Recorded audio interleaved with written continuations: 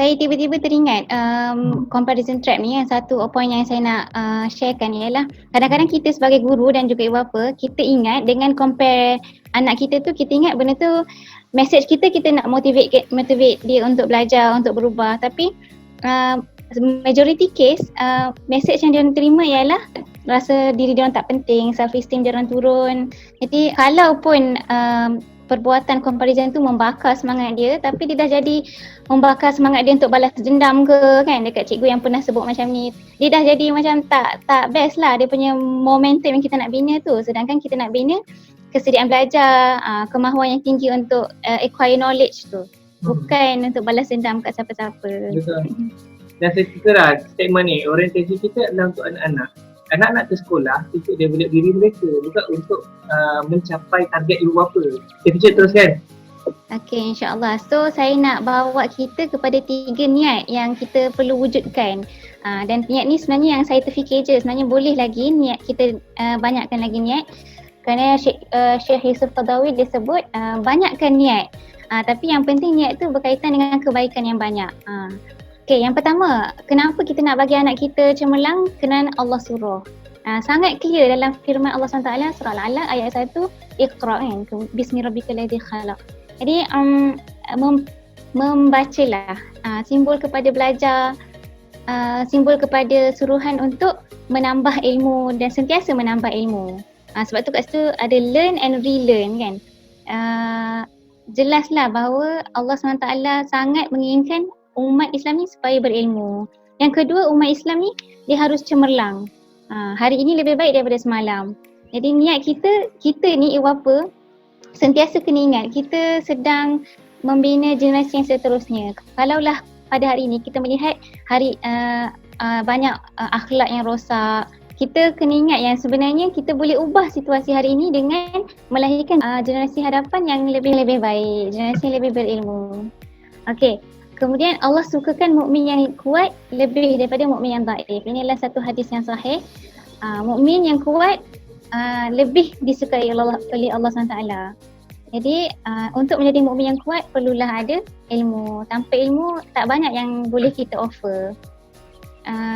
Jadi kita kena cenderungkan niat kita ni supaya lebih tepat dengan apa yang Allah mahukan. Okey, jadi 3 cara merangsang kesediaan belajar kanak-kanak. Kenapa 3? Kenapa tak 5? Kenapa tak 10 kan? Sebenarnya tak ada rigid mana-mana pun. Ini adalah 3 cara yang mana saya mudah faham. Yang mana kalau siapa-siapa boleh berkongsi cara lain tu, kita open lah, bolehlah kongsikan. Cuma ini rumusan daripada saya sebagai seorang guru dan juga ibu. Saya nampak cara yang sangat penting untuk merangsang kesediaan belajar kanak-kanak ialah interaksi, exposure dan fun. Okay. Kita masuk dulu kepada cara yang pertama iaitu interaksi. Perhatikan bagaimana cara kita respon pada anak-anak kita. Dalam musim PKP ni terlalu banyak masa kita bersama dengan anak-anak kita. Ya, kita memang ada tugasan work from home dan sebagainya, tapi kita ada real kita bersama dengan anak kita daripada pagi, daripada anak kita buka mata sampai anak kita tutup mata kan. Jadi berapa kali dalam sehari tu kita ada marah anak kita, dan berapa kali juga kita dengar dengan betul-betul buka telinga bila anak kita panggil kan, dia nak cerita sesuatu. Saya kat sini saya nak mengajak kita untuk perhatikan, bukan nak buat judgement lah, sepatutnya kita tak marah anak, sepatutnya macam ni, tak. Tapi kita cuba fikirkan sama-sama dalam hati kita kan. Setiap kali kita marah anak, kita muhasabahlah balik. Sebenarnya perlu ke kita marah? Adakah perbuatan anak kita tu sampai perlu kepada kita cubit dia kan, ataupun kita beri hukuman. Dan kalau saya sendiri muhasabah, kebanyakan masanya memang kadang-kadang tak perlu pun, dan kebanyakan dan saya akui kita kadang-kadang terpaksa melepaskan rasa emosi kita yang tak stabil tu. Kadang-kadang anak-anak yang dapat tempias kan. Jadi itulah cabaran yang saya nak bawakan kat sini. Cabaran kita ibu bapa hari ini, kita ada cabaran yang sangat besar, iaitu cabaran masa. Cuba kan kita buka, cubalah kita spend masa 2 jam dengan anak kita ataupun sejam. Tak pun 40 minit je lah kita spend masa dengan anak. Lepas tu kita buka WhatsApp, tiba-tiba ada banyak kerja nak kena buat. Dan ada beberapa task daripada bos kita ke daripada siapa-siapa lah. Kemudian kita kena perform lah kat situ. Kemudian anak depan mata still banyak expectation kat kita kan. Dia nak kita baca buku, dia nak kita tengok apa yang dia main. Sedangkan kita dah beli Lego banyak-banyak supaya dia boleh tak kacau kita. Tapi dia nak juga kat kita kan. Dia nak juga kita tengok dia. Jadi situasi ni memang overwhelming lah. Sangat overwhelming bagi ibu bapa yang hari ni kita semua terpaksa work from home kan. Siapa sangka kan kita semua telah dikurung dan telah diletakkan dalam situasi kita kena kerja dan juga kita kena uruskan anak-anak pada masa yang sama. Tapi saya percayalah apabila kita semakin banyak berinteraksi dengan anak akan lebih faham tentang ibu bapa. Sebab kenapa anak banyak buat perangai, banyak buat akal, mungkin kerana kita selama ni mengambil masa dia. Jadi anak tu bila kurang berinteraksi, anak tu tak tahu sebenarnya mak ni banyak je lah masa dengan kita, banyak dia beraktiviti dengan kita. Tapi anak tu tak dapat that quality time tu. Kita mungkin berinteraksi tapi sambil buat kerja lain, mungkin berinteraksi sambil masak, mungkin berinteraksi sambil buat kereta semua. Bila kita berinteraksi dengan anak, saya percaya bila kita lebih banyak berinteraksi dengan anak tu sudah faham kepulan ibu bapa. Macam saya cakap tadi, berapa banyak dalam sehari kita marah anak. Adakah kita marah tu kita dah melengkapi dulu waktu berinteraksi dengan dia? Adakah waktu amanah untuk anak tu kita dah memenuhi dulu sebelum kita nak marah tu? Kita nak marah diri siapa sekarang ni sebenarnya? Siapa yang bersalah? Itu saya istilahkan sebagai attention debt. Hutang perhatian. Kan bila ada je hutang perhatian tu, dia orang akan act out lah. Dia akan tuntut hutang tu.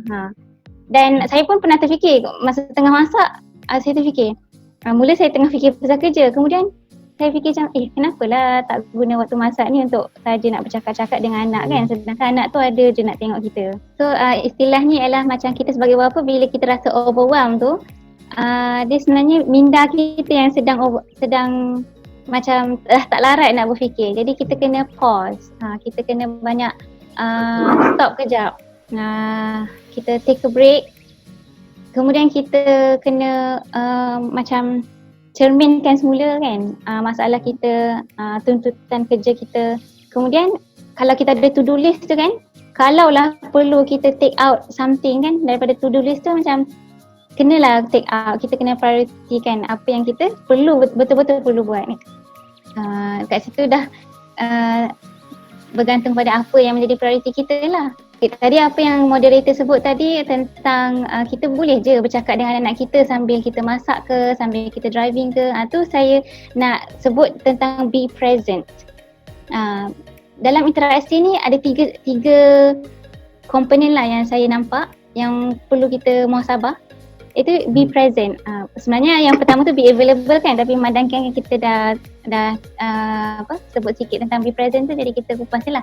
Jadi selalunya kan untuk ibu bapa yang bekerja, bila dia dekat rumah dia akan fikir tentang kerja. Bila dia dekat kerja dia akan fikir tentang rumah. Jadi benda ni akan menyebabkan banyak management tu jadi cacah merbah.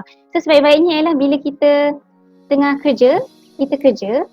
Bila kita dengan anak-anak, bila anak-anak present dengan kita, be present dengan dia orang. Jangan fikir pasal kerja je.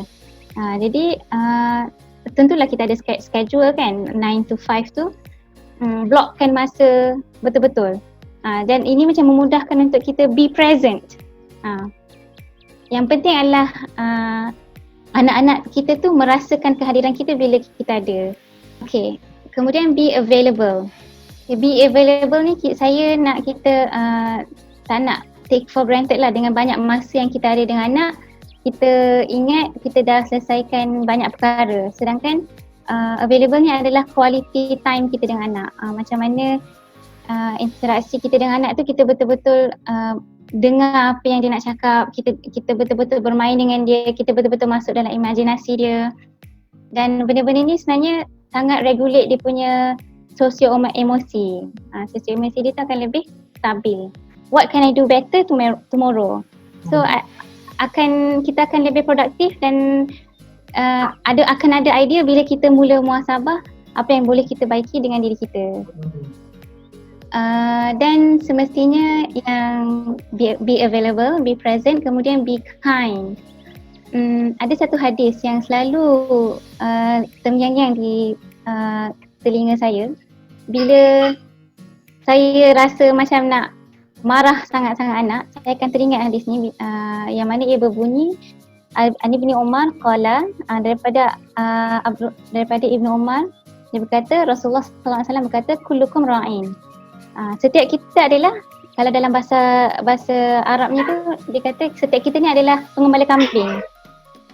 Ataupun istilahnya kita adalah pemimpin. Tapi dia dikoloritkan dengan pengembala kambing dan setiap kita bertanggungjawab atas kegembalaan kambingnya. Jadi dalam banyak-banyak pekerjaan Allah nisbahkan dengan pengembala kambing. Jadi macam anak-anak kita ni kambing ke? Bukan macam tu. Tapi makna kata pengembala kambing ni dia menjaga kambing yang bukan kepunyaan dia. Jadi dia tak ada right, dia tak ada hak untuk menyakiti kambing-kambing tu. Jadi kalau kita fikir kan, kita sebagai ibu bapa, kita hanyalah guardian, kita hanyalah penjaga yang mana anak tu adalah Allah yang punya. Siapa kita untuk menyakiti makhluk Allah ni, makhluk yang Allah bagi kat kita ni.